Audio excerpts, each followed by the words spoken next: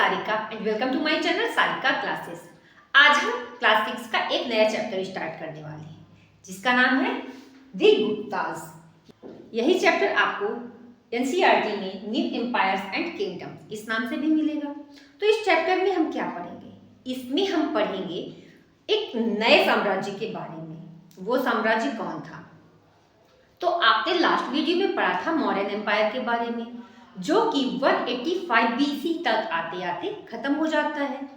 उसके बाद से मौर्यन एम्पायर के जैसा एक बड़ा साम्राज्य कभी नहीं मिला।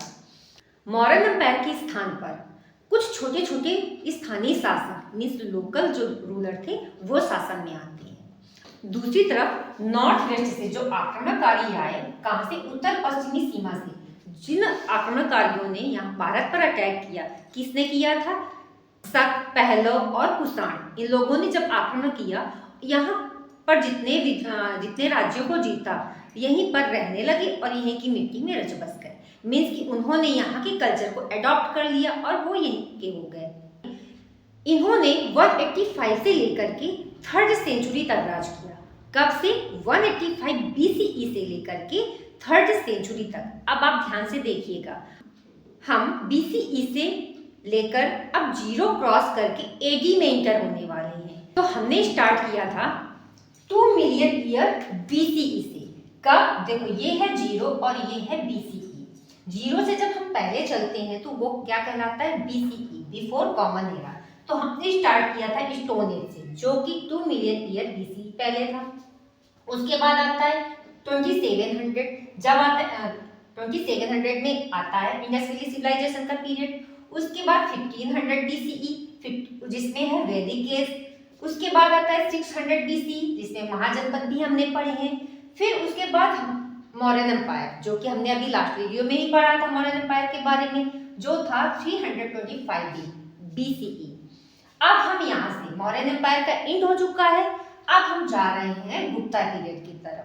तो ये जो पीरियड है, इस पीरियड में हमारे जो छोटे छोटे डायनेस्टी थी, जो छोटे छोटे शासक हैं, वो राज्य कर रहे हैं।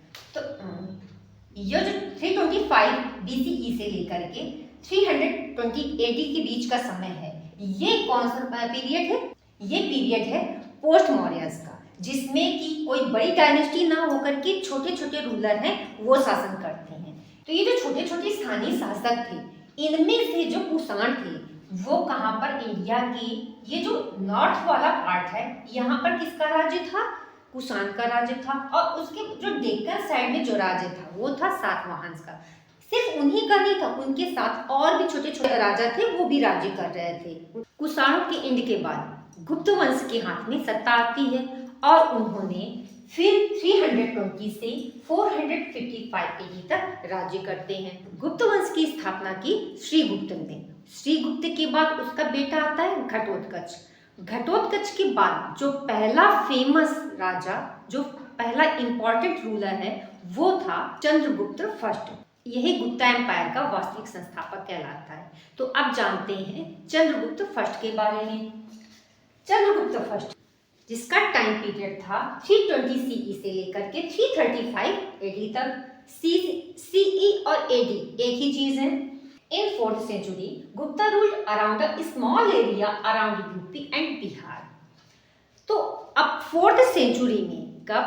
जब 3rd सेंचुरी का एंड हो जाता है और 4th सेंचुरी स्टार्ट होती है, मीन्स कि जब 300 के बाद का जो टाइम पीरियड आता है वो क्या कहलाएगा? 4th century. याद रखिएगा। तो 4th सेंचुरी में जब गुप्ताज पीरियड स्टार्ट होता है तो उनका जो आरंभिक राज्य था, मीन्स स्टार्टिंग जो पॉइंट था, वो कहाँ पर था? यूपी और बिहार ही था। वहीं तक वो लिमिटेड थे। और जो यूपी का जो प्रयागराज है, वहीं को केंद्र बना करके अपने राज्य को एक्सपेंड करना स्टार्ट करते हैं। Chandragupta first was the first important ruler and he ascended the throne in 320 CE। अब चंद्रगुप्त फर्स्ट इंपॉर्टेंट रूलर था, ये हमें कैसे पता चलता है? कि जब चंद्रगुप्त फर्स्ट गद्दी पर बैठा, मीन्स जब उसका राज्यारोहण हुआ, उस टाइम को उसने गुप्त संवत के रूप में स्टार्ट किया। किसके रूप में? गुप्त संवत के रूप में। तो इसलिए 320 सीई जो है, इसी 320 सीई को इसने गुप्ता संवत के रूप में स्टार्ट किया। जिससे कि ये पता चलता है कि ये एक इम्पोर्टेंट रूलर रहा होगा। He married Kumar Devi, a Licchavi princess and received Pataliputra. इसने एक लिच्छवी प्रिंसेस से शादी की और उसने दहेज के रूप में पाटलिपुत्र को प्राप्त किया। पहले चंद्रगुप्त जो फर्स्ट है उसका राज्य कहाँ तक था? यूपी और बिहार तक। उसके बाद जब उसने पाटलिपुत्र को प्राप्त कर लिया तो उसने उसको राजधानी बनाया और फिर उसका जो राज्य था वो जो नेपाल के, क्योंकि लिच्छवी जो थे वो नेपाल की तराई पे रहते थे, तो इसका जो राज्य था वो नेपाल की तराई से स्टार्ट होकर के यूपी तक पूरा फैल गया। He was the first Gupta king to assume the title of महाराजा धीराज और किंग्स ऑफ किंग।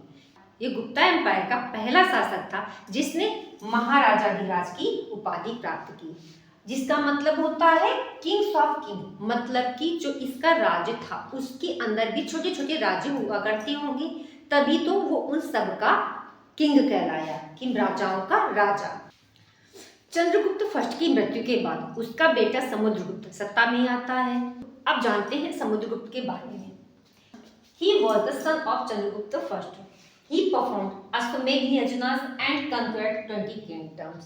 इसने ना अश्वमेध यज्ञ को किया था। अश्वमेध यज्ञ के थ्रू ना इसने अपने किंगडम को भी बढ़ाया और युद्धों के थ्रू भी। अगर जो कोई राजा नहीं माना तो उसने युद्ध भी किया और उसने इस तरीके से कितने 20 किंगडम्स को अपने गुप्ताज एम्पायर के अंदर लेके आया। The Allahabad Pillars inscription, also known as Prayag Prasast, was composed by his court poet Harisena. तो इलाहाबाद में एक इंस्क्रिप्शन है जिसे कि प्रयाग प्रशस्ति के नाम से भी जानते हैं, जो लिखी हुई है, जो कि हमें बताती हैं कि समुद्रगुप्त कितना पावरफुल राजा था, क्योंकि उसमें समुद्रगुप्त के पराक्रम का वर्णन है। अब ये हरिसेन कौन है? हरिसेन समुद्रगुप्त के दरबार का कवि था, जो कि दरबारी कवि था। दरबारी कवियों का काम ही होता है अपने राजा के लिए अच्छी अच्छी चीजें लिखना। He was a great patron of art and literature. Samudragupta art and culture का एक बहुत बड़ा संरक्षक हुआ। ये हमें कैसे पता चलता है? उस टाइम के जो कॉइन्स मिले हैं उसमें से समुद्रगुप्त को वीणा बजाते हुए दिखाया गया। इससे पता चलता है कि ये एक म्यूजिशियन भी रहा होगा। समुद्रगुप्त ने अपने राज्य को एक्सपैंड करके लगभग भारत पर कब्जा कर लिया था, लेकिन उसका एम्पायर मौर्यन एम्पायर के जितना बड़ा नहीं था। समुद्रगुप्त के राज्य को 5 भागों में डिवाइड किया गया है, जिसमें से पहले में आता है जो गंगा यमुना के आसपास का क्षेत्र था, वो कौन सा? गंगा यमुना के आसपास का क्षेत्र। दूसरा हिमालय की तराई से लेकर के जो बंगाल और असम के क्षेत्र थे वो। तीसरे में 8वीं जातियों को हरा करके इसने जो क्षेत्र अपने कब्जे में किया था वो, उसमें पड़ता है ये विंध्य का जंगल। चौथे में इसने डेक्कन के दक्षिण के जो 12 राज्यों को हरा करके उसको अपने कब्जे में किया था, वो राज्य आ गए। और 5वें में शक और कुषाण उनको हरा करके उनके राज्य को अपने कब्जे में किया था।